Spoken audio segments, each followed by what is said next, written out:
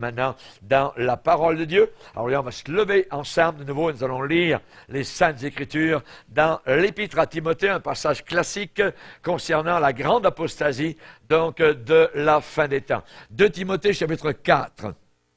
De Timothée, chapitre 4, c'est l'apôtre Paul, particulièrement, qui prend sa plume de prophète et qui annonce donc ce qui va se produire, particulièrement à la fin des temps. De Timothée 4, verset 1er.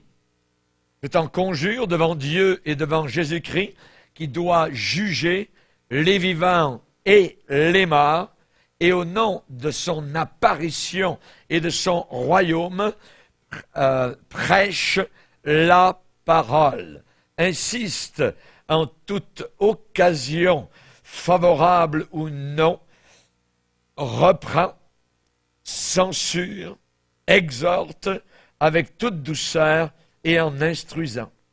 Car il viendra un temps où les hommes ne supporteront pas la saine doctrine, mais ayant la démangeaison d'entendre des choses agréables, ils se donneront une foule de docteurs selon leur propre désir, détourneront l'oreille de la vérité et se tourneront vers les fables.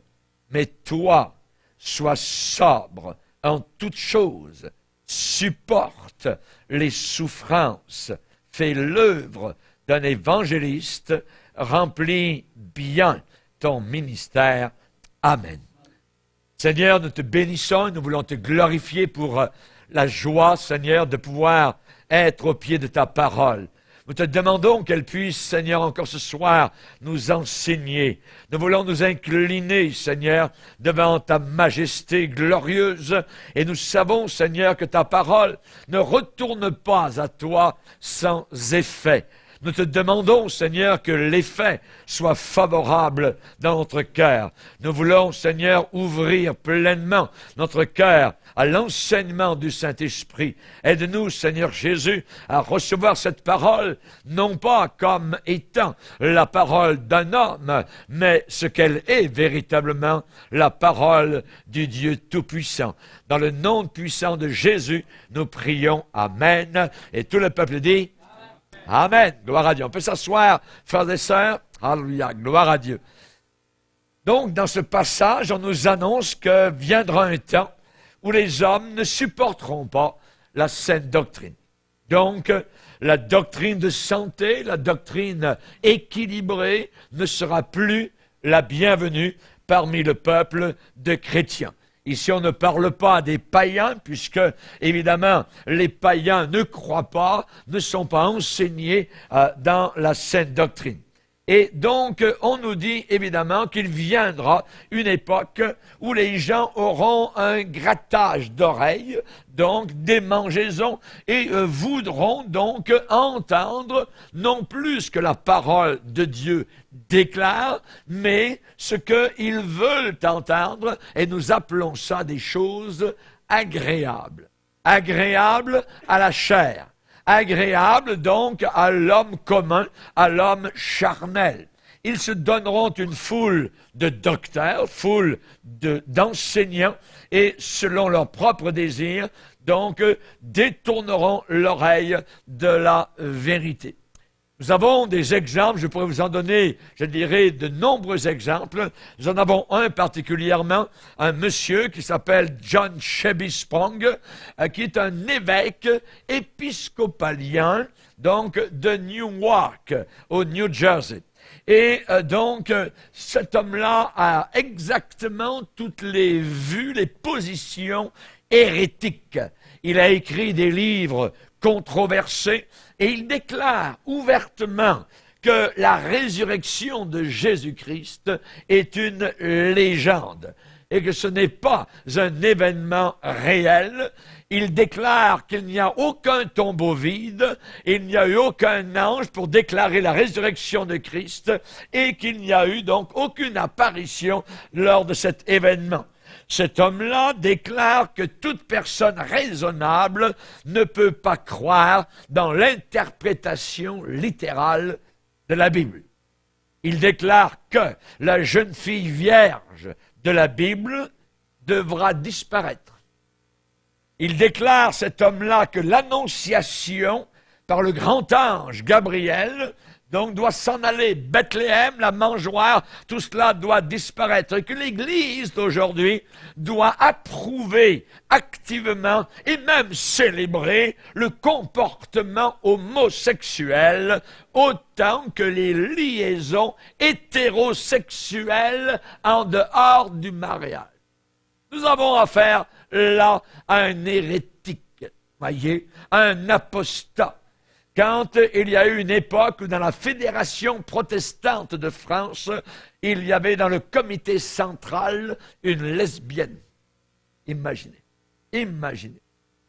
Dans, je dirais, à son dernier livre, pour revenir à M. John Shebespong, dans son dernier livre intitulé « Les raisons pour lesquelles le christianisme doit changer ou mourir », voyez, Why Christianity Must Change or Die.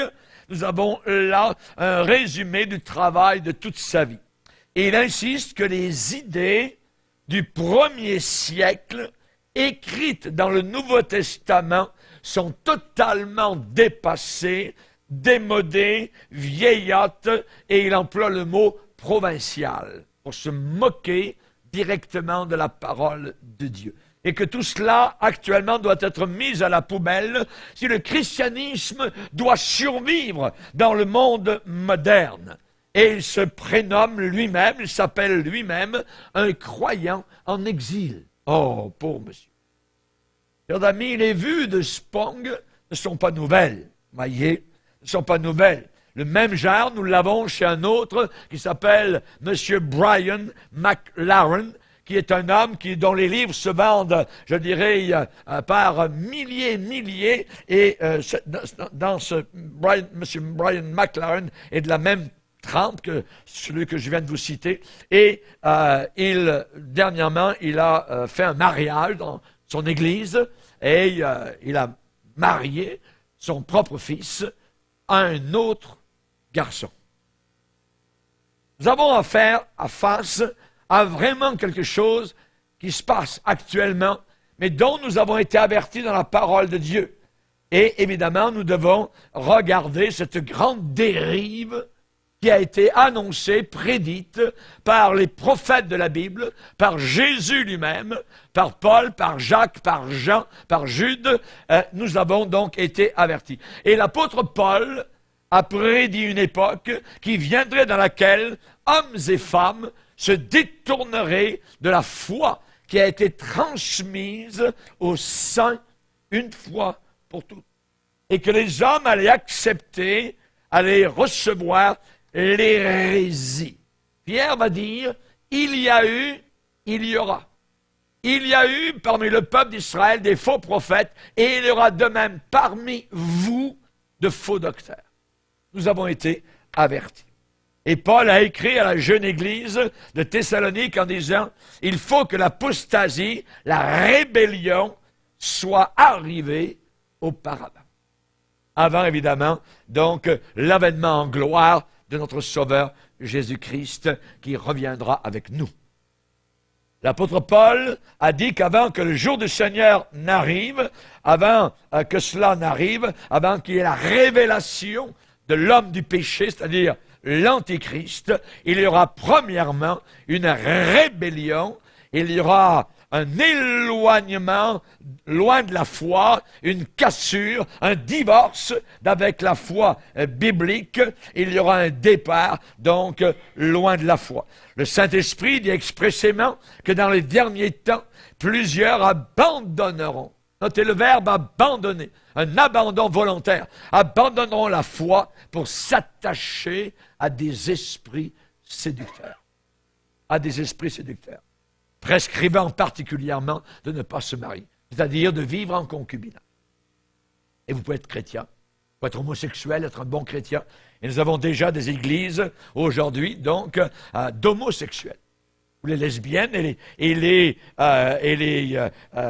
homosexuels, donc, louent le Seigneur, adorent Dieu, exercent même supposément des dons spirituels. Nous avons tout autour de nous aujourd'hui. C'est abominable. Voyez. Aujourd'hui, de plus en plus, cette déclaration est faite. Cette déclaration dit, la Bible juive et protestante, contenant l'Ancien Testament et le Nouveau Testament comme étant l'autorité finale de foi et de pratique, eh bien, on dit aujourd'hui que cela, c'est le sommet de l'intolérance. De croire que la Bible, eh bien, c'est l'autorité finale dans la foi chrétienne et dans la pratique chrétienne. Aujourd'hui, vous croyez cela? C'est le sommet de l'intolérance, c'est le sommet de la division, le sommet du manque d'unité. On nous dit que c'est une gifle dans le visage de tout ce que certains ont accompli au travers des décennies. Et ceux qui adhèrent à cette fausse doctrine, qui est de croire que l'autorité de la Bible est encore valable aujourd'hui, donc au début des années 2000, eh bien, nous sommes traités aujourd'hui d'hérétiques. C'est nous les hérétiques. Tout a changé. Tout est en train actuellement de changer. Rappelons-nous qu'il y a une seule grande religion mondiale qui s'en vient. Une seule grande religion mondiale qui s'en vient. Bientôt, on ne croira plus que Jésus-Christ est ressuscité physiquement d'entre les morts. On ne croira plus qu'il est né d'une jeune fille totalement vierge. On ne croira plus qu'il est Dieu, le Fils. Cela va s'en aller littéralement donc à l'égout. J'aimerais lire 2 passages avec vous dans Jean chapitre 5. Jean chapitre 5, versets 23, 22 et 23. Il est dit, le Père ne juge personne, mais il a remis tout jugement au Fils, afin que tous honorent le Fils comme ils honorent le Père. Celui qui n'honore pas le Fils n'honore pas le Père qui l'a envoyé. Ce verset nous dit que Jésus et le Père sont égaux, coexistants. Et si quelqu'un n'honore pas le Fils, il n'honore pas le Père. Toutes les religions mondiales du monde qui n'honorent pas le Fils de Dieu, Jésus-Christ de Nazareth, n'honorent pas le Père. Celui qui n'honore pas le Fils n'honore pas le Père. Ça veut dire qu'il peut faire tous les actes religieux qu'il veut. Ça ne sert absolument à rien du tout. 1 Jean, on va aller dans la première épître de Jean, chapitre 2, verset 22. Première épître de Jean, chapitre 2, verset 22. Qui est menteur? Sinon celui qui nie que Jésus est le Christ, le Christos, le Sauveur. Il est le Messie. Qui est menteur? Sinon celui qui nie que Jésus est le Christ. Celui-là est l'Antichrist, qui nie le Père et le Fils. Quiconque nie le Fils n'a pas non plus le Père. Quiconque confesse le Fils a aussi le Père. Amen. Est-ce que vous avez une religion qui nie le Fils? Les bouddhistes, musulmans, les témoins de Jéhovah, les mormons, ainsi de suite. Il est dit, quiconque nie le Fils n'a pas non plus le Père. Ils n'ont pas le Père. Ça veut dire que ça ne sert à rien. Tout leur système religieux vaut zéro. C'est un système diabolique. De plus en plus, une seule religion mondiale s'en vient et on va croire bientôt que la Bible n'est pas un livre inspiré de Dieu. Ce n'est pas un livre inspiré de Dieu. Voyez? On ne croira plus que le christianisme est le seul et unique chemin pour aller vers Dieu le Père. Et pourtant, la Bible dit, il n'y a de salut en aucun autre. Car il n'y a sous le ciel aucun autre nom qui a été donné parmi les hommes par lequel nous devions être sauvés. Et ce nom-là, le seul et unique nom, c'est le nom de Jésus de Nazareth. Amen. Alléluia. La Bible dit, il y a un seul, unicité, un seul. Il y a un seul médiateur entre Dieu et les hommes, et c'est Jésus-Christ. Pierre a dit à Jésus, à quel autre irions-nous qu'à toi? À quel autre irions-nous qu'à toi? C'est toi, Seigneur, qui as les paroles de la vie éternelle. Les paroles de la vie éternelle. Jésus a dit lui-même, je suis le chemin, la vérité et la vie. Nul ne vient au Père que par moi. Que par moi. Tous ceux qui ne vont pas par Jésus, qui veulent aller au ciel par d'autres chemins, nous dit Jean chapitre 10, sont des voleurs et des brigands. J'ajouterai des menteurs. Nul ne vient au Père que par moi. L'apostasie, c'est quoi? L'apostasie, c'est un éloignement, c'est un départ, c'est un abandon de la vérité. Ça vient de deux mots grecs, apo et stasis. Stasis, c'est l'état de départ, c'est la situation de base. Et apo, c'est loin de, autour de. Loin de, éloignement, divorce d'avec la vérité. Apostasie, c'est cela. C'est un éloignement, un départ, un abandon de la vérité qui a été donné au départ. Au départ. Voyez, et le sens clair de la prophétie de 2 Thessaloniciens, chapitre 2, versets 1 à 3, il faut que l'apostasie soit arrivée auparavant. Il faut que l'apostasie soit arrivée auparavant. Il faut, nous voulons l'empêcher, nous allons combattre contre cela, mais malgré, je dirais, l'Église militante, l'Église vraie, l'épouse de Christ, qui combat pour la vérité, eh bien, il va y avoir la marée montante, cette apostasie qui va donc s'écouler sur le monde entier. Avant que Jésus-Christ ne revienne, beaucoup de ceux qui avaient reçu le dépôt de la vérité s'en seront éloignés. Nous vivons un temps terrible, actuellement. Chers amis, Paul a dit à Timothée, garde le bon dépôt. Garde le bon dépôt. L'apostasie, c'est un abandon, oui, mais un abandon délibéré. Un abandon conscient. Un abandon les deux yeux ouverts. Un abandon voulu, conscient. On abandonne une position précédente que nous avions professée auparavant. Lisez avec moi dans Jérémie chapitre 2, vous allez voir le mot abandon très souvent. Dans un état d'apostasie, c'est toujours un abandon du Seigneur. Verset 8, les sacrificateurs n'ont pas dit, où est l'Éternel? Les dépositaires de la loi ne m'ont pas connu. Les pasteurs m'ont été infidèles. Les prophètes ont prophétisé par Satan, par Baal, et sont allés après ceux qui ne sont d'aucun secours. Verset 13, car mon peuple a commis un double péché. Ils m'ont abandonné, moi qui suis une source d'eau vive, pour se creuser des citernes, citernes crevassées qui ne retiennent pas l'eau. Verset 17, cela ne t'arrivera-t-il pas, parce que tu as abandonné l'Éternel ton Dieu lorsqu'il te dirigeait dans la bonne voie.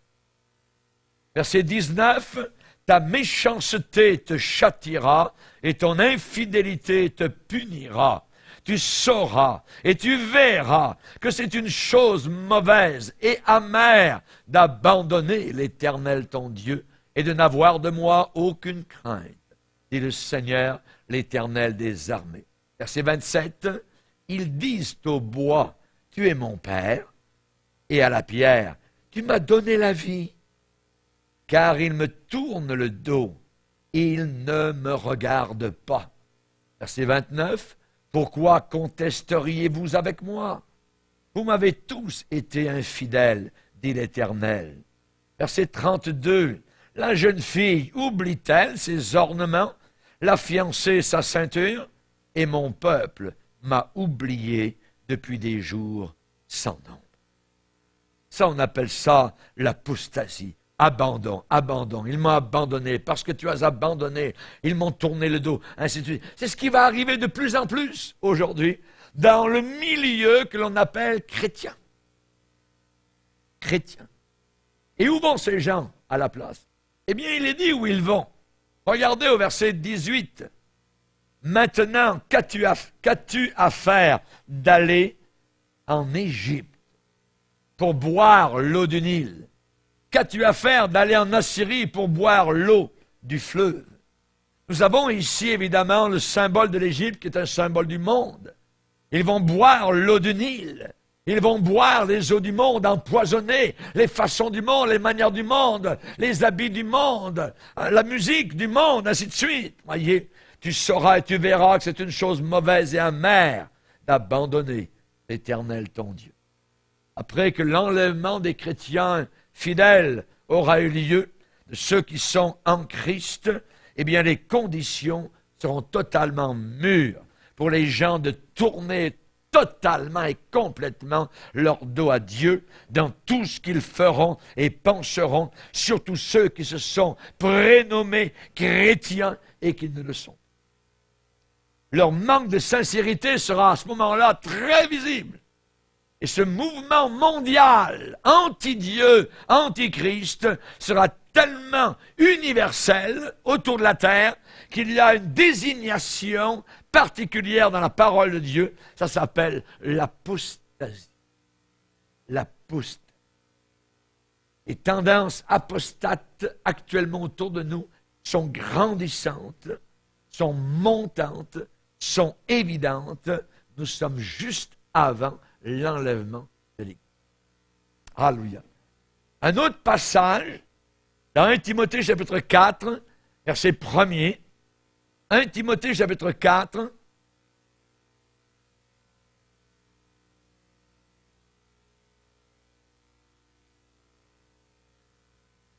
verset 1er, mais l'Esprit dit expressément, avec une grande expression, que dans les derniers temps, quelques-uns abandonneront, nous retrouvons ce mot, abandonneront la foi, vont apostasier, pour s'attacher à des esprits séducteurs et à des doctrines, des enseignements de démons, par l'hypocrisie de faux docteurs, portant la marque de la flétrissure dans leur propre conscience, prescrivant de ne pas se marier et de s'abstenir d'aliments que Dieu a créés pour qu'ils soient pris avec action de grâce par ceux qui sont fidèles et qui ont connu la vérité. Chers amis, nous avons des détails additionnels ici sur cette apostasie, cet abandon de la foi. Ils vont abandonner, ils abandonneront la foi, encore le mot revient, ça veut dire ils se retireront, ils quitteront, ils deviendront apostats, ils s'écarteront, ils vont s'égarer, il y aura un départ loin d'eux, ils partiront loin de la foi. Au lieu d'être conduits par le Saint-Esprit, ces apostats donneront leur attention, leur attachement à des esprits séducteurs et à des enseignements de démons. Nous avons un cas particulier. C'est arrivé un apostat dans la Bible. Nous avons dans Matthieu 26, un des plus grands chapitres de la Bible avec 75 versets. Nous avons deux personnages qui ressortent de ce passage. Pierre l'apôtre et Judas Iscariote. Judas Iscariote, prédicateur, comme les autres. Judas Iscariote, qui particulièrement faisait des miracles, enseignait la parole de Dieu jusqu'au jour où le diable est entré en lui et il est allé demander aux gens religieux combien d'argent il lui donnerait pour livrer le mal. Le croiriez-vous? Est-ce possible? Ne présumez jamais de vous-même. Ça veut dire que le diable entra. Ça veut dire qu'il a laissé le diable entrer. Cet homme-là n'aimait pas Jésus.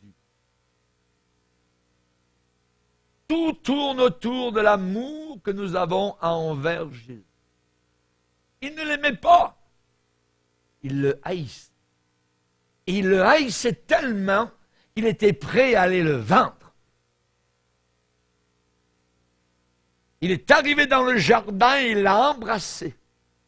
Longtemps pour que les autres voient qui il devait saisir. Le croiriez. Jésus, parlant de cet homme, a dit, il aurait mieux valu qu'il ne soit jamais né. L'enfer est tellement horrible et terrible. il aurait mieux fallu ne jamais naître que d'apostasie. Apostasie.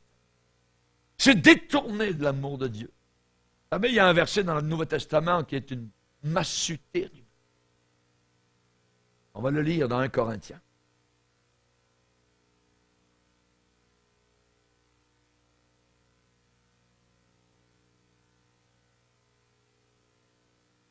Dans 1 Corinthiens, chapitre 16, verset 22.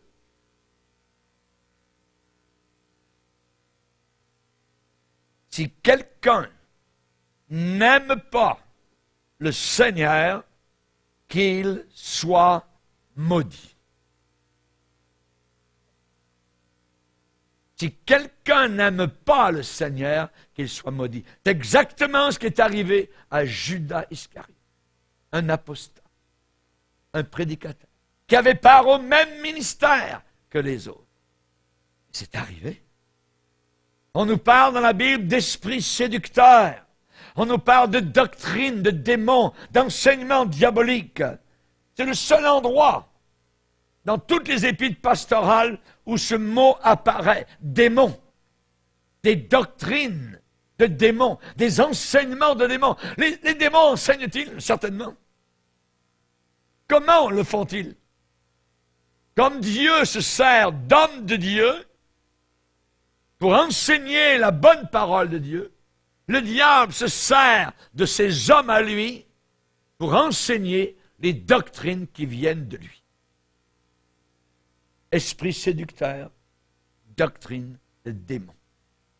En grec, la distinction est très claire entre démon, daimonion, qui est souvent au pluriel, en plusieurs, et diabolos, diable, qui est souvent au singulier, parce qu'il y a un seul diable et beaucoup de millions de démons. Et le Nouveau Testament enseigne clairement qu'il existe beaucoup de démons et un seul diable. Le pluriel de diabolos, des diables, ce pluriel se trouve cependant dans les épîtres pastorales et c'est utilisé toujours pour calomniateurs.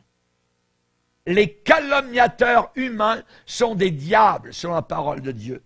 Les diffamateurs humains sont des diables.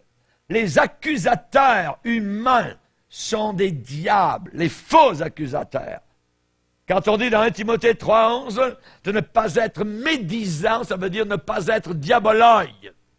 Dans 2 Timothée 3,3, il est dit qu'à la fin des temps, les hommes seront calomniateurs, diaboloïdes, sont des diables.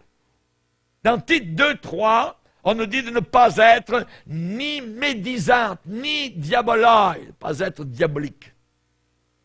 Ces esprits qui égarent avec leurs faux enseignements s'opposent au Saint-Esprit, s'opposent à l'Esprit de Dieu et au mystère de la piété. La Bible dit le mystère de la piété est très grand. Très grand. C'est quoi le mystère de la piété? Dieu manifesté en chair. Vu des anges, prêché dans le monde et cru dans le monde.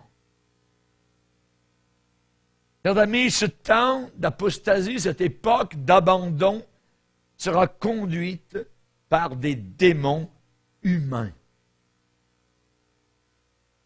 Par des démons humains qui diffameront l'œuvre authentique de Dieu, qui calomnieront Dieu, son œuvre et les hommes et les femmes de Dieu. Leurs enseignements seront trempés de miel. Mais ce sera des produits empaquetés et distribués par les démons de l'enfer. Ce sera non pas du miel, mais du fiel, de l'absinthe, du poison. Nous allons avoir affaire à la grande prostituée. Lisons la description d'une prostituée. Proverbe chapitre 7. Comment agit-elle? Comment se comporte-t-elle? Comment réagit-elle? Proverbe chapitre 7, verset 6. J'étais à la fenêtre de ma maison, je regardais à travers mon treillis, j'aperçus parmi les fous, les stupides, je remarquai parmi les jeunes gens un garçon dépourvu de sens. Il passait dans la rue, près de l'angle où se tenait une de ces étrangères, et il se dirigeait lentement du côté de sa demeure. C'était au crépuscule, pendant la soirée, au milieu de la nuit et de l'obscurité. Et voici, il fut abordé par une femme, ayant la mise d'une prostituée et la ruse dans le cœur. Elle était bruyante et rétive. Ses pieds ne restaient point dans sa maison, tantôt dans la rue, tantôt sur les places, près de tous les angles. Elle était aux aguets. Elle le saisit et l'embrassa. Intimité. Et d'un air effronté lui dit, « Je te veux un sacrifice d'action de grâce. Aujourd'hui, j'ai accompli mes vœux. » Ah oui? C'est pourquoi je suis sorti au-devant de toi pour te chercher et je t'ai trouvé. C'est Dieu qui m'a conduit. Dieu m'a conduit vers toi. La prostituée est décrite ici, vous continuerez. Mais dans le Nouveau Testament, on nous parle qu'à la fin des temps, il y aura la montée d'une prostituée grande, religieuse, qui va attirer à elle, qui va aborder les stupides, les jeunes gens. Quand est-ce que ça va se passer? Lors de le soleil qui se couche, l'obscurité tombe, les ombres arrivent. Nous sommes à la fin des temps. Et il y a maintenant de moins en moins, je dirais, de choses nettes et claires. Tout est sombre, obscur, mélangé. La soupe, la communion fraternelle avec n'importe qui, l'écuménisme, ainsi de suite. C'est à ce moment-là que la prostituée arrive. Elle est aux aguets. Qui je pourrais piéger? Elle a la ruse dans le cœur. La ruse dans le cœur. Et elle parle de Dieu. Elle parle de la Bible. Elle a toujours une Bible. Tout le temps. Merveilleux. Dieu m'a dit, c'était toi. Viens, enivrons-nous d'amour. Mon mari n'est pas à la maison. Cette grande prostituée n'a aucun mari. Elle a délaissé complètement Jésus. Elle va monter de la terre. Elle va attirer. Elle va séduire ceux qui ne sont pas sur leur garde. Chers amis, les faux docteurs et la dernière apostasie. Vous savez, une apostasie ne peut pas fonctionner. Ça ne marche pas. Si les faux enseignants n'attirent pas certains disciples loyaux. Certains disciples loyaux, séduits. L'apôtre Paul nous en parle. Il viendra un temps où les hommes ne supporteront pas la saine doctrine. Mais ayant la démangeaison d'entendre des choses, quelles choses agréables. Les faux docteurs apparaissent. À quelle époque? À quel moment? Ils apparaissent quand les gens veulent entendre et agir sur des doctrines qui plaisent à la chair. Des enseignements qui plaisent, qui sont plaisants à la chair. À ce moment-là, les faux docteurs arrivent de partout. Les diplômes pleuvent du ciel. Que dis-je du ciel? De l'enfer. Ils montent de l'enfer. Et à beaucoup d'égards, la spiritualité est autant un produit, je dirais une marchandise, que des produits électroniques ou que de la viande à bœuf. À beaucoup d'égards, la spiritualité peut être comme cela. Pourquoi? Parce que la spiritualité est sujette de façon similaire à la loi de l'offre et de la demande.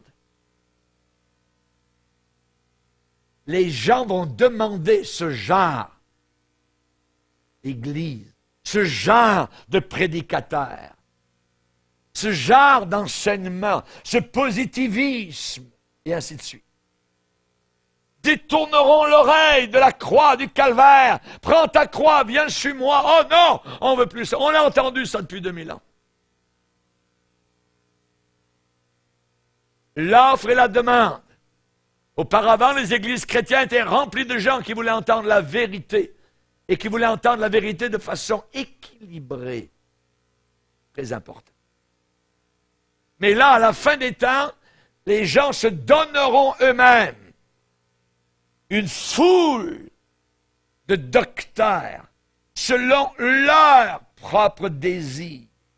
Ils vont se rassembler autour d'un grand nombre d'enseignants qui leur diront ce que leurs oreilles veulent entendre. Leurs oreilles vont les gratter. Ils veulent entendre des belles choses. Les gens demandent à entendre quoi? Les gens demandent à entendre des fables. Ils demandent et ils demanderont de plus en plus à entendre des mythes, des inventions impies, des boniments, littéralement à dormir debout.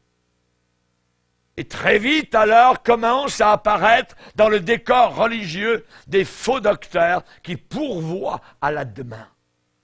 Les gens veulent ça, vont vouloir ça.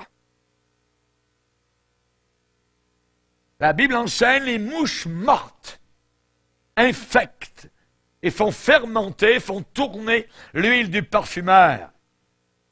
Un peu de folie l'emporte sur la sagesse et la gloire. Chers amis, ça sera comme des mouches à la décharge publique. L'apôtre Paul a instruit son jeune protégé Timothée que sa première responsabilité comme pasteur d'Éphèse était de défendre la saine doctrine, était de proclamer la saine doctrine. Pourquoi? Parce que les temps viendront où les gens ne voudront plus écouter, entendre la vérité. Ils se donneront eux-mêmes, ils se voteront eux-mêmes beaucoup de faux docteurs.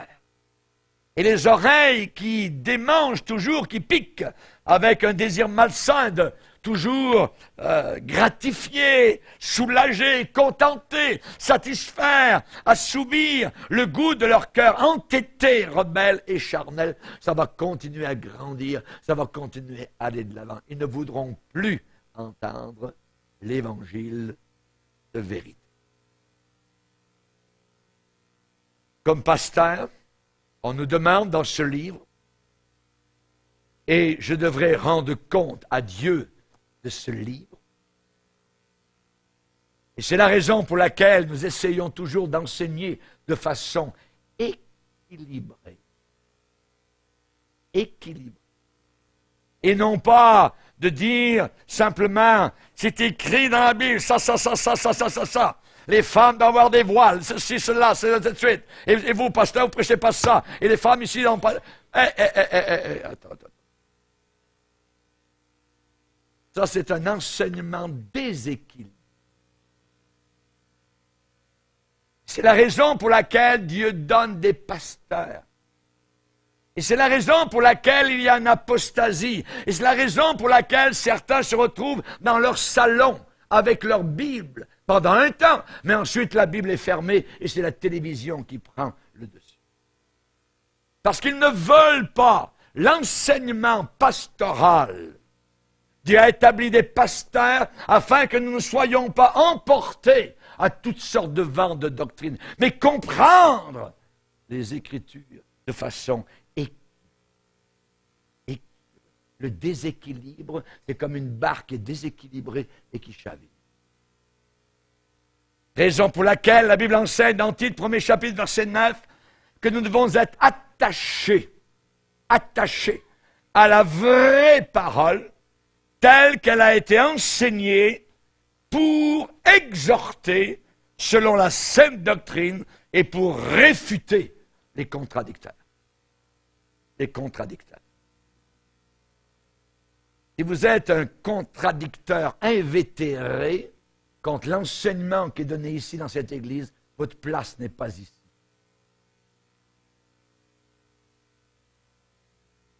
Dans 2 Timothée, chapitre 2, verset 15, il est dit, « Efforce-toi de te présenter devant Dieu comme un homme éprouvé, un ouvrier qui n'a point à rougir, qui dispense droitement la parole de la vérité. »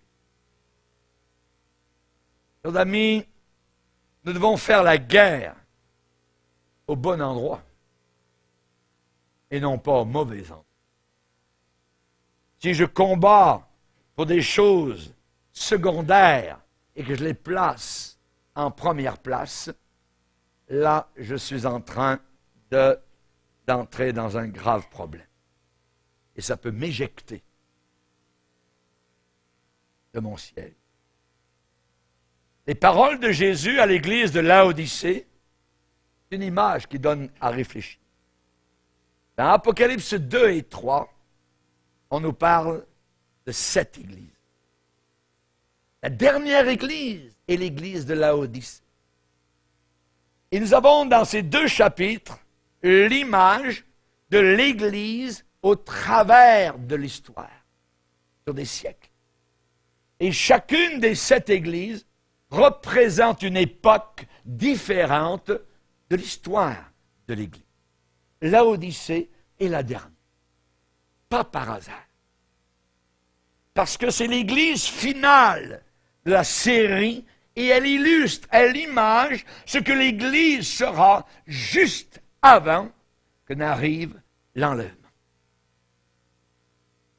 Laodicée est une ville riche. À l'intérieur du pays d'Asie mineure, aujourd'hui la Turquie, environ à 70 km d'Éphèse. Cette ville était grecque jusqu'à l'os, dans la culture et dans l'éducation. Une ville philosophique, une ville sophistiquée. Il y avait des industries, un grand centre commercial actif. Et dans l'Église, on disait, je suis riche, je me suis enrichi.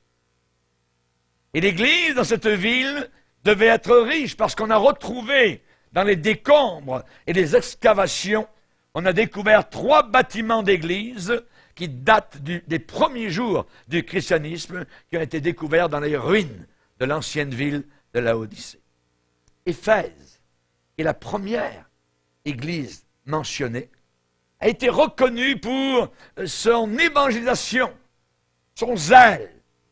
Laodicée n'a laissé aucune trace de la prédication de l'Évangile dans cette région. Éphèse, évangélisée, mais avait perdu son amour pour le Seigneur. Laodicée avait complètement, elle, perdu l'amour pour le Seigneur, l'avait mis dehors. Il est à la porte et il frappe. Laodicée n'a laissé aucune trace d'évangélisation dans cette région-là.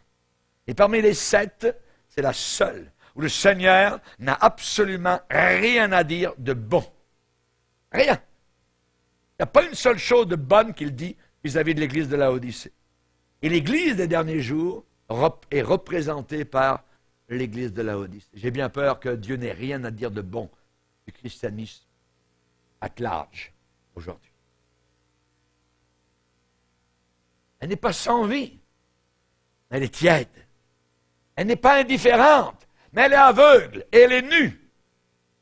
Elle proclame représenter Jésus-Christ, mais elle n'a jamais vu une seule âme transformée, passer des ténèbres à l'admirable vie du Seigneur. Est-ce que l'Église d'aujourd'hui ne ressemble pas un peu à l'Église de Laodicée? Certainement que l'Église d'aujourd'hui est riche. Aujourd'hui, vous allez dans certains milieux, les bâtiments construits d'églises sont très beaux, sont les plus beaux qu'on n'a jamais vus. Une architecture élaborée, des bâtiments de plusieurs millions de dollars. Beaucoup de membres à l'intérieur, c'est rempli, la plupart irrégénérés. Plusieurs me diront ce jour-là, « Seigneur, Seigneur, n'avons-nous pas fait ceci, cela en ton nom? Je ne vous ai jamais connu, ouvrier d'iniquité. Retirez-vous de nous. » Chers amis, j'aimerais vous rappeler que le mouvement actuel dans lequel le christianisme est en train d'aller actuellement, ça s'en va en direction de la dérive et de l'apostasie. La véritable Église de Jésus-Christ a toujours été plus ou moins empestée par l'apostasie, harcelée par l'apostasie, rongée, mais rien de semblable à ce qui arrive actuellement de nos jours, aujourd'hui. Vous savez, Satan a une belle façon, très rusée, abominable, il sème l'ivraie parmi le blé. Parmi l'Église. Et elle travaille. Et elle travaille. Jésus a prédit cela dans Matthieu 13. Et la Bible est claire.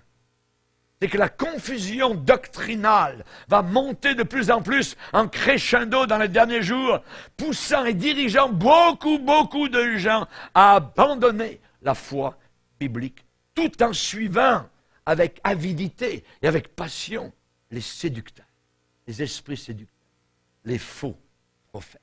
Et les gens vont adopter, vont dire, moi aussi, j'adore Dieu, nous sommes tous ensemble. De toute façon, moi, c'est peut-être pas le même nom. Toi, tu t'appelles ton Dieu d'une manière, moi, je l'appelle d'une autre manière, mais on aime tous le Seigneur, tous ensemble. Ah oui. Les gens vont adopter, vont accepter, vont croire volontairement des doctrines de démons. Des doctrines de démons. Et il est clairement démontré et établi que beaucoup de fausses religions et de sectes, au cours de l'histoire, sont sortis tout droit du christianisme. Apostat. Exemple, William Branham. William Branham est un faux prophète. Il ne croyait pas à la Trinité, mais il faisait des miracles par milliers. Et les chrétiens ont été séduits. Les Jésus seuls d'aujourd'hui, qui nous enseignent que Dieu le Père n'existe pas, ni le Saint-Esprit, il y a juste Jésus. Jésus est le Père. Ça veut dire qu'il se parlait à lui-même. Quand il était sur la croix, Jésus se parlait à lui-même. Mon Dieu, pourquoi m'as-tu abandonné? Il se parlait à lui.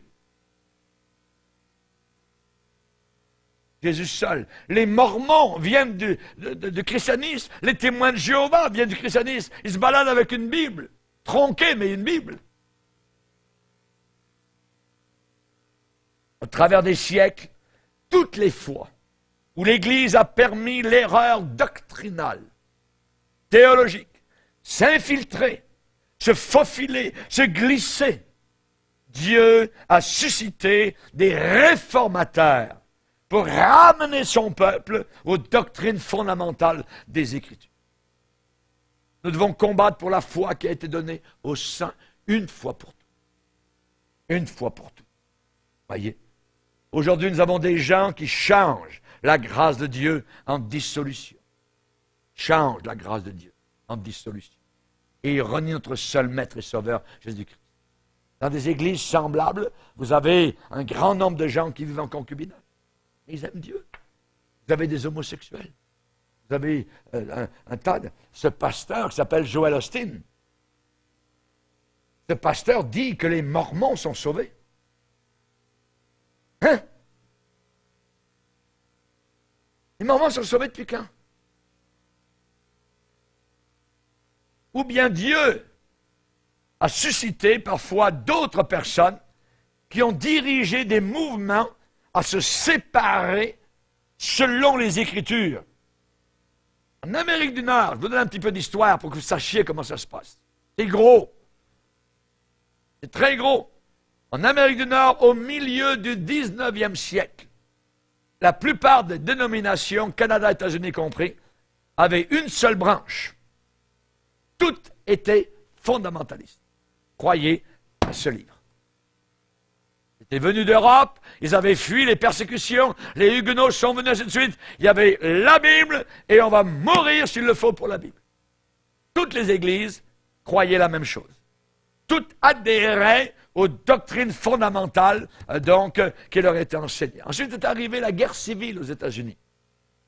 Et plusieurs de ces dénominations ont éclaté. Ils sont divisés selon certaines lignes géographiques. Mais les problèmes étaient uniquement sociaux. Ce n'étaient pas des problèmes théologiques. Il y a eu très peu de changements au début du 20e siècle. Les églises étaient en train, en Amérique du Nord, de se baigner dans les réveils qui avaient éclaté au travers de Charles Finney, ces missions d'évangélisation, suivies ensuite par les grandes missions d'évangélisation de D.L. Moody, tout ça. Et à cette époque, à la même époque, il y a certains jeunes gens qui étaient enseignés, qui étaient instruits en Europe sont allés se faire enseigner en Allemagne particulièrement et qui ont été influencés par ce qu'on appelait le rationalisme allemand. Ils ont commencé, revenant évidemment de ces écoles, ces gens-là qui étaient des pasteurs, ils ont commencé à enseigner dans des églises et des séminaires. Satan est wise. Satan savait que la meilleure façon pour injecter son enseignement apostat dans les églises, c'était d'infiltrer les écoles bibliques, les séminaires où l'on formait des pasteurs. C'est là un lieu très dangereux. Et là, à l'intérieur, d'endoctriner les jeunes pasteurs, les jeunes ministres avec des fausses doctrines. Et de les envoyer ensuite répandre ces fausses conceptions au travers du monde entier. Le degré de fidélité à la parole de Dieu que l'on trouve aujourd'hui dans ces dénominations, que la plupart sont mortes, reflète directement le succès de ces gens-là dans ces dénominations à détourner leur foule de la vraie parole du Seigneur. C'est un combat constant. C'est un combat constant. Certains de ceux qui ont gagné la bataille pendant la première partie du 20e siècle semblent maintenant la perdre au début du 21e siècle. Un exemple de l'efficacité diabolique et satanique, cette méthode, un professeur, je ne donnerai pas de nom ni rien, un professeur qui est maintenant décédé dans une école biblique, pendant plus de 25 ans, cet homme a occupé la présidence, la chaire, ce qu'on appelle, de l'éthique chrétienne, dans ce qui était la plus grosse école biblique séminaire aux États-Unis d'Amérique. Pendant 25 ans, plus de 25 ans, cet homme-là a aidé à orienter la pensée de milliers de pasteurs de notre génération actuelle. Il y a plusieurs années, cet homme a été clairement et nettement identifié sous serment comme faisant partie, étant membre du Parti communiste. Quand vous avez un directeur de la plus grosse école biblique en Amérique du Nord qui fait partie du Parti communiste, voilà comment le diable travaille. Chers amis, cet homme-là a influencé sa dénomination qui est devenue la plus incrédule, la plus radicale, qui aujourd'hui marie des homosexuels, et ainsi de suite. Donc, pas étonnant. Il ne faut pas beaucoup d'hommes comme cela, qui travaillent dans l'ombre, constamment au travers des années, toujours avec une Bible, toujours avec la Bible, que ça soit crédible, pour détourner des milliers de personnes loin de la foi de la Bible. Ça arrive aujourd'hui, dans les grandes villes que nous avons. À Chicago, à l'église de Bill Hybels, Rick Warren, à Saddleback en Californie, sont tous des églises apostoliques. Des églises d'au moins 20 000 personnes. Rendez-vous compte? Ces hommes ont commencé à défier ceux qu'on appelle les fondamentalistes qui croyaient véritablement à la bonne parole du Seigneur pour avoir le contrôle des écoles bibliques. Et quand vous avez le contrôle des écoles bibliques, là, vous enseignez les jeunes gens qui sont prêts à recevoir n'importe quoi, pourvu qu'on ait une Bible. Nous avons eu ici au Canada, dans une émission pentecôtiste à la télévision pendant des années, un prêtre catholique. À partir de Toronto, le père McDougall, à St. Huntley Street, a enseigné pendant des années, au même titre que des pasteurs pentecôtistes. Les Promise Keepers, qui étaient un mouvement évangélique, marchaient main dans leur réunion avec les Mormons. Billy Graham déclare que les musulmans, et même s'ils ne connaissent pas Jésus-Christ, iront tous au ciel. Apostasie. Dans une église chrétienne à Chicago, un imam y a déjà prêché. À Genève, nous avons prêché la parole de Dieu avec mon épouse. Nous avons été dans un parc qui s'appelle le parc des réformateurs. Et dans ce parc, il y a des statues qui sont là, des grands réformateurs. c'est à en pleurer. Vous avez la statue de Luther, la statue de Calvin, John Knox, Jean Hus, Wycliffe, qui ont été prêts à aller jusqu'à la mort pour garder la parole de Dieu, le conseil de Dieu, l'évangile de Dieu, le sang de Jésus-Christ, l'œuvre de la croix, la virginité de Marie. Le mur des réformateurs aujourd'hui, c'est un bulldozer qui complètement est en train d'écraser ça. Puisque dans la même ville, à Genève, dans une grande église protestante, le Dalai Lama est venu prêcher. Devant des gens morts. L'apostasie. Il viendra un apostasie. Chers amis, il y a deux choses qu'il faut faire.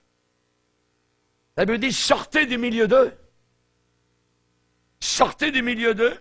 Ou alors, si vous ne sortez pas, ils vous excluront. C'est l'un ou l'autre. C'est l'un ou l'autre. Chers amis, les effets mortels de l'apostasie, c'est quoi? Eh bien, ça tue la doctrine et la pratique chrétienne. Et Dieu abandonne les apostats. Ils abandonnent à leur pensée réprouvée. Et qu'est-ce qui arrive ensuite? Tous ces gens-là commencent à mourir et à sécher. Aujourd'hui, ces dénominations qu'on appelle mainline, comme ils se nomment eux-mêmes, ont perdu leur attouchement avec la doctrine chrétienne. Les médias les contactent. Quand ils veulent avoir quelqu'un sur les médias, sur les plateaux de télévision, ils ne vont pas voir les vrais chrétiens, ils vont voir ces gens-là. Parce qu'ils ne se tiennent pas pour Jésus-Christ. Les églises, dénominations religieuses ont perdu énormément de l'influence sur des hommes et des femmes dans leur bain. Aujourd'hui, la nouvelle naissance est rarement ou jamais mentionnée dans ces églises. Naître de nouveau pour aller au ciel. Aujourd'hui, le baptême dans le Saint-Esprit, le parler en langue, on ne veut rien savoir de ça. La guérison divine, que Jésus guérit encore aujourd'hui les malades, on ne veut rien savoir. Le retour de Jésus-Christ, mais voyons donc, ça n'a pas de sens. Que Dieu nous garde. Il viendra un temps, une époque où les hommes ne supportent la scène. Mais ils auront autre chose, une démangeaison, d'entendre des choses agréables. Ils aiment jouer à l'église. Ils aiment être assis, que quelqu'un nous fasse rire, que quelqu'un nous fasse passer du bon temps. Faites-nous des séances de ce que vous voulez, mais on veut passer du bon temps. Nous ne sommes pas dans l'église pour passer du bon temps. Nous sommes là pour étudier la parole de Dieu, pour être nourris par les saintes Écritures. Que Dieu nous garde, supporte. Eux ne supporteront plus la saine doctrine. Toi, supporte la souffrance. Fais l'œuvre d'un évangéliste. Remplis ton ministère de la bonne façon. Et tu recevras du Seigneur la récompense.